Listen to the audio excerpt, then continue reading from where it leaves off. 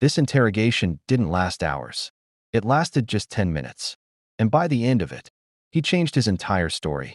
On the surface, he looked calm, relaxed, cooperative. But investigators already knew something didn't add up. Small inconsistencies, tiny contradictions, the kind that most people ignore. But detectives don't. They didn't start with accusations. They started with questions. Simple ones. Routine ones. Where was he? Who was he with? What time did things happen? He answered confidently at first.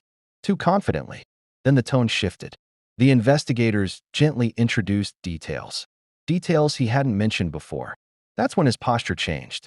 His responses slowed. His confidence started to crack. They didn't raise their voices. They didn't rush him. They just let silence do the work.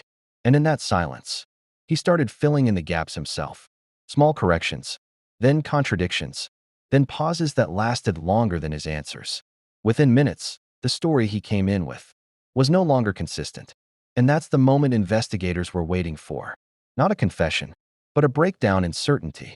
If you enjoy real-life crime stories like this, subscribe now, because the next case is even more shocking than this one.